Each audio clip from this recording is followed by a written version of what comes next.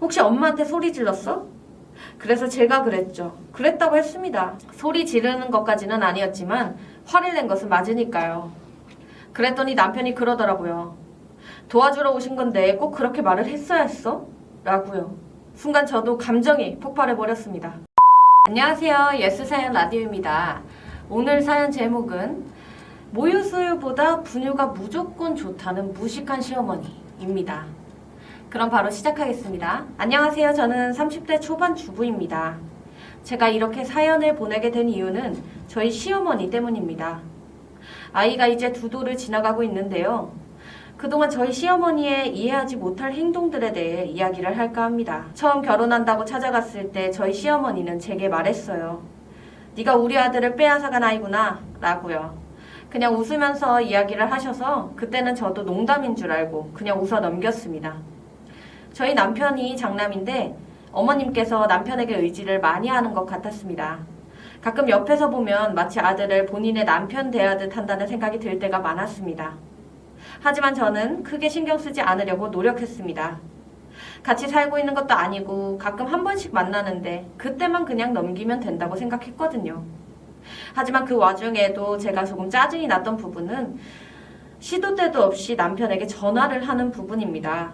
정말 시도 때도 없이 전화를 해서 별 이야기도 아닌데 통화를 계속하세요. 남편도 이 부분에 대해 자주 짜증을 내고 있었는데 남편은 제게 그냥 참으라고 했었습니다. 사실 시어머니와 시아버지는 사이가 정말 안 좋아요. 가끔 옆에서 보고 있으면 저토록 미워하는데 한평생을 어떻게 살아오신 건지 놀라울 정도였습니다. 하지만 시아버지가 경제권을 가지고 있었기 때문에 시어머니는 시아버지의 눈치를 많이 보고 있었죠. 남편 말을 들어보니 전에 시어머니가 몇 번 금전사고를 크게 쳐서 시아버지가 고생을 많이 하셨다고 하더라고요. 시아버지는 한 번만 더 사고 치면 가만 안 두겠다 그런 생각이시고 시어머니는 시아버지 성격을 아니까 유일하게 눈치를 많이 보는 사람이 바로 아버님이었고요. 그래서 남편에게 많이 의지를 하는구나 저는 그렇게 생각하려고 정말 많이 노력을 했습니다. 자동차를 타도 제가 뒤에 앉고 꼭 남편 옆좌석에 타야 해요. 안 그러면 가는 동안 말 한마디도 안 하고 뚱하게 앉아있거든요. 대부분 남편이 운전을 하면 와이프는 그 옆좌석에 타지 않나요? 어느 날 차를 타려고 조수석 문을 여는데 갑자기 저를 밀치더니 본인이 거기에 타시는 거예요. 아들하고 차 탈 때 나는 맨날 여기 탔었다 이러시면서요.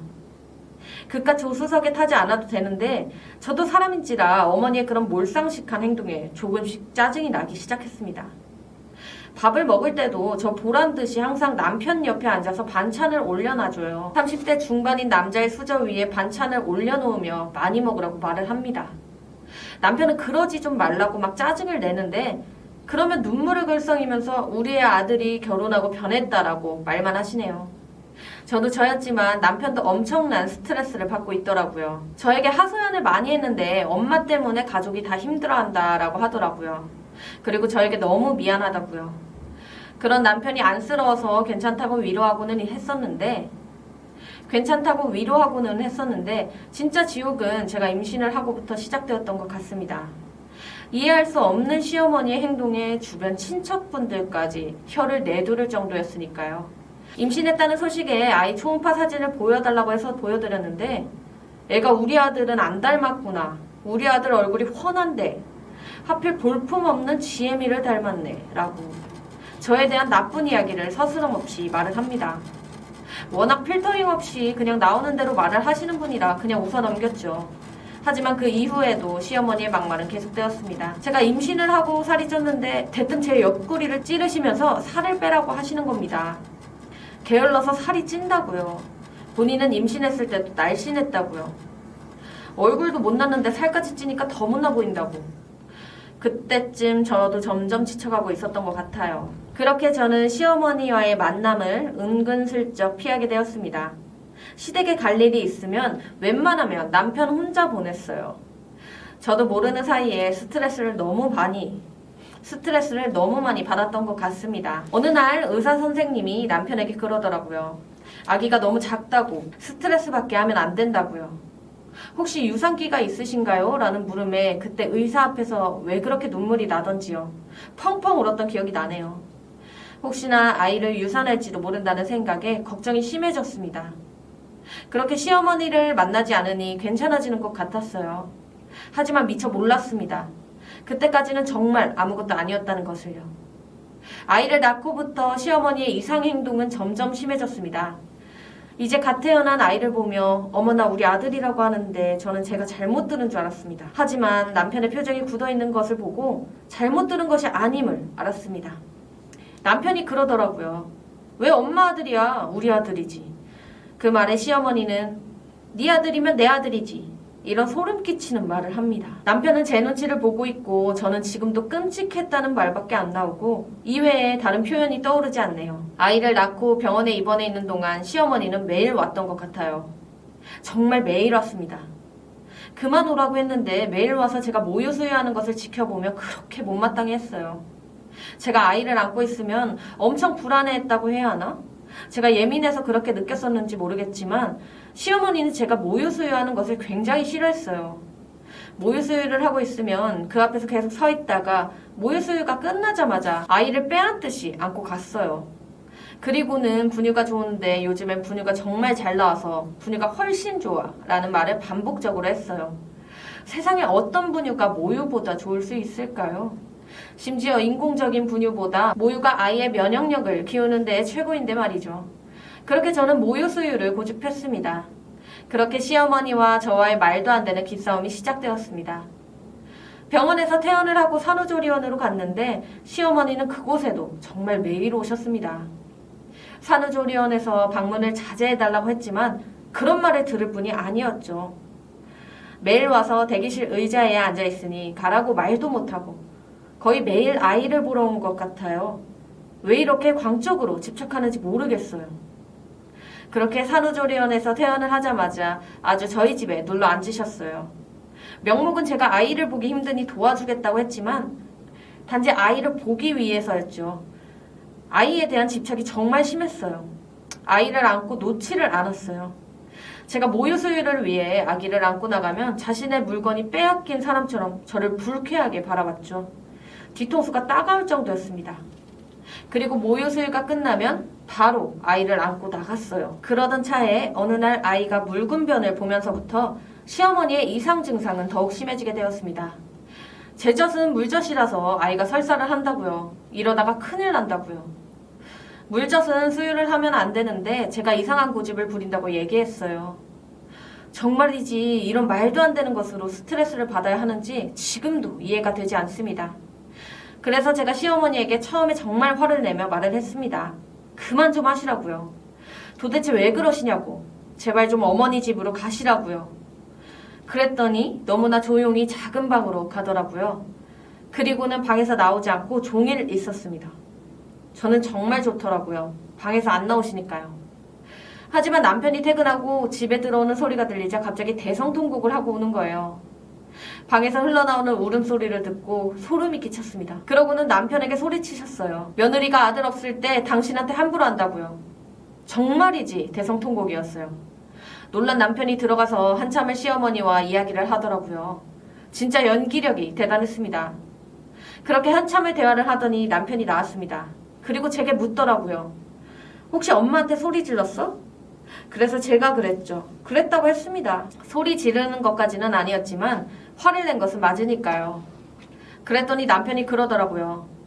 도와주러 오신 건데 꼭 그렇게 말을 했어야 했어? 라고요. 순간 저도 감정이 폭발해버렸습니다. 그러고는 남편에게 말을 했죠. 어머니 도움 필요 없으니까 그냥 가시라고 해.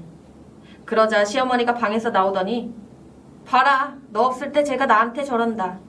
이제야 본색을 드러내는구나. 라고 말을 합니다. 시어머니의 그 경멸하는 눈빛이 잊혀지지가 않습니다.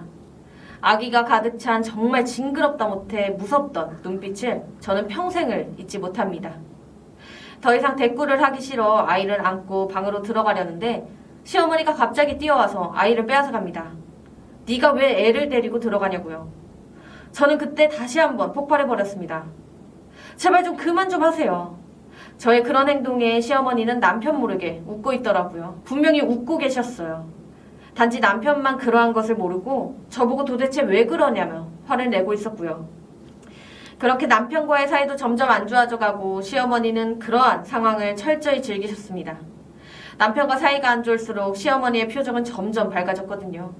그렇게 저는 약간의 우울증이 왔던 것 같아요. 살이 빠지다 못해 뼈만 앙상하게 남았고 우유를 먹이기 위해 정말 억지로 밥을 먹어야 하는 정도였습니다. 결혼한 이후로 너무 힘든 나날들이었고 정말이지 제 인생의 최악의 나날들이었습니다.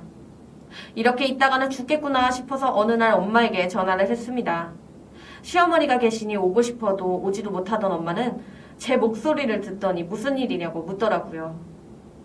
엄마의 목소리에 그만 목 놓아 울면서 그동안의 일을 다 말해버렸습니다. 놀란 엄마는 바로 저희 집으로 오셨습니다. 그렇게 저희 집에 온 엄마를 보면서 시어머니가 말하는 걸 들으니 가관이더라고요. 요즘 세상 참 좋아졌어. 어디 사돈이 있는데 딸 집에 이렇게 막 그냥 들어올 수가 있어? 세상 참 좋아졌네 라고 말입니다. 그 순간 저희 엄마도 지지 않고 말했죠. 요즘 세상 참 좋아졌다. 어디 사돈을 앞에 두고 막말을 그냥 할 수 있을까? 옛날에는 못 배워먹은 집안이나 그랬는데 말이야. 세상 참 좋아졌어. 라고 큰 소리로 말을 했죠. 저희 엄마의 행동에 시어머니는 많이 당황하며 얼굴이 빨갛게 달아올랐습니다. 그리고는 저희 엄마와 시어머니의 신경전이 벌어졌는데 저희 엄마는 평소에는 정말 조용한 분인데 전혀 다른 모습으로 변하더라고요. 저를 대하는 시어머니의 모습이 저희 엄마를 반전시켜버린 거죠. 엄마는 역시 강했습니다. 아이를 빼앗듯이 데리고 가는 시어머니의 팔을 잡고는 아이는 엄마랑 있어야죠. 사돈이 엄마는 아니잖아요. 라며 아이를 데리고 방으로 들어와 버렸습니다. 그리고는 엄마가 눈물을 글썽이며 저를 안더라고요. 그렇게 엄마 품에 안겨서 눈물을 흘렸답니다. 그리고 얼마 후 시어머니가 또다시 애가 물젖이 나온다며 근데도 모유 수유를 한다고 저희 엄마에게 애가 고집이 보통이 아니라고 하더라고요. 물젖은 영양가도 하나도 없는데 라고 하면서요. 시어머니의 말에 저희 엄마도 지지 않고 단호하게 말했습니다. 사돈은 참 대단하시네요. 우리의 젖이 물젖인지 아닌지 어떻게 아세요? 검사라도 받아보셨어요? 라고요. 그랬더니 시어머니가 딱 봐도 물젖인데 모르냐며 큰 소리로 말을 합니다. 그러자 저희 엄마가 갑자기 저보고 가방을 챙기라고 합니다. 무슨 소리인가 싶어 엄마를 가만히 바라보고 있는데 엄마도 궁금해졌대요.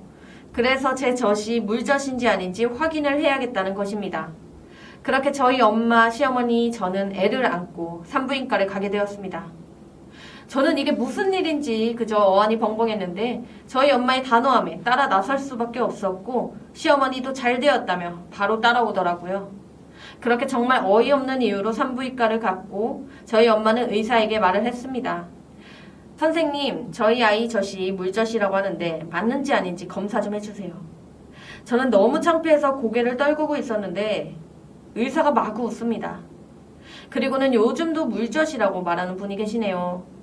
그거 예전에 70년대, 80년대 어른들이 많이 했던 말인데 오랜만에 듣네요. 라며 오히려 신기해합니다. 그리고 의사는 물젖이라는 것은 없다고 말하면서 설령 그것이 물젖이라고 해도 다른 어떤 분유보다 훨씬 좋은 것이다.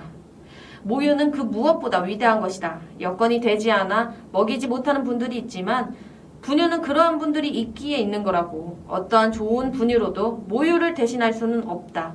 지금까지 연구 결과에는 모유보다 월등한 것은 없었다라며 말을 했습니다. 그때 가만히 듣고 있던 시어머니가 의사에게 변이 묽은데 그럼 왜 그런가요? 물젖이라니까. 그래서 그렇다니까? 라고 말을 했습니다. 그때 의사도 무엇인가 눈치를 챈 듯 할머님, 세상에 물젖은 없습니다. 라고 단호하게 말을 했습니다. 그랬더니 시어머니가 갑자기 소리를 지르며 물젖인데 왜 물젖이 아니라고 하느냐고. 내가 아이 기저귀도 가지고 왔다며 그 자리에서 아이가 변을 본 기저귀를 펼칩니다. 그리고는 이거 봐라, 변이 묽지 않냐. 물젖이다 라고 말이죠. 그런 시어머니의 행동에 의사도 기가 막힌 표정을 짓더니 의사가 제게 물었습니다. 엄마는 아이에게 분유를 먹이고 싶은 건가요? 라고요. 저는 그만 눈물을 흘리고 말았습니다. 그동안 쌓였던 것이 터진 것이죠. 제가 눈물을 흘리며 아니라고 대답을 하자 의사는 저희 시어머니에게 더욱 단호하게 말을 했습니다.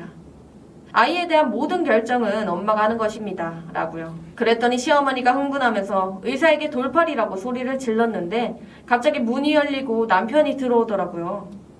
알고 보니 저희 엄마가 미리 남편에게 전화를 해서 병원으로 오라고 했던 것입니다. 그렇게 밖에서 다 듣고 있던 남편은 정말 화가 많이 나 있었고 시어머니는 남편에게 끌려갔습니다. 그리고 저희 집에서 쫓겨났습니다. 안 간다고 버티는 것을 남편이 시누이에게 전화를 해서 시아버지와 시누이까지 와서 끌고 갔어요. 시누이가 시아버지에게 그동안의 시어머니의 행동을 다 말했고, 시아버지는 저에게 왜 그동안 가만히 있었냐며, 내가 어려우면 시누이에게라도 말하지 그랬냐며 저와 저희 엄마에게 허리 숙여 사과를 했습니다. 그렇게 시어머니는 저희 집에 발을 딛는 순간 가만두지 않겠다는, 이번에는 정말 이혼을 하겠다는 시아버지의 엄포에 조용히 끌려갔습니다. 시아버지는 참 다정다감한 분이신데 시어머니에게만은 참 냉정하세요. 시누이에게 철저히 감시를 하라는 명령까지 내렸습니다. 그리고 남편에게 조용히 저 보약해주라고 용돈을 주셨더라고요. 그동안 저희 집에 그렇게 오고 싶은 것을 참으셨다고 합니다. 출산한 며느리가 힘이 들까봐요. 시어머니에게 전화를 하면 잘하고 있다고 했으니 정말 잘하고 있는 줄 알았답니다. 오랜만에 사랑구실한다고 칭찬까지 했다고 합니다. 그런데 이런 사단을 만들어놨다며 사람은 절대 변하지 않는구나 라며 씁쓸해했습니다. 그렇게 시어머니는 시아버지에게 용돈도 못 받고 종일 집에만 있다고 합니다. 남편에게 전화를 해도 안 받고 저에게 전화를 해도 안 받으니 시누이에게 잘못했다고 전해달라고 했다며 자기 갑갑해서 못 살겠다고 매일같이 방에 누워만 있다고 합니다. 하지만 시누이도 시어머니 행동을 잘 알기에 오빠랑 언니에게 전화하면 시아버지에게 바로 말을 하겠다고 엄포를 놓았다고 합니다. 그래도 시아버지와 시누이가 항상 제 편이 되어주셔서 얼마나 다행인지 모릅니다. 남편과 저는 앞으로도 시어머니를 만날 생각이 없어요. 그때 시어머니의 눈빛이 오랫동안 기억될 것 같거든요. 긴 글 읽어주셔서 감사합니다. 오늘 준비한 사연과 댓글은 여기까지입니다. 여러분들의 생각과 의견을 댓글로 꼭 달아주세요. 끝까지 시청해주셔서 감사합니다. 구독과 좋아요, 알림 설정까지 꼭 부탁드릴게요.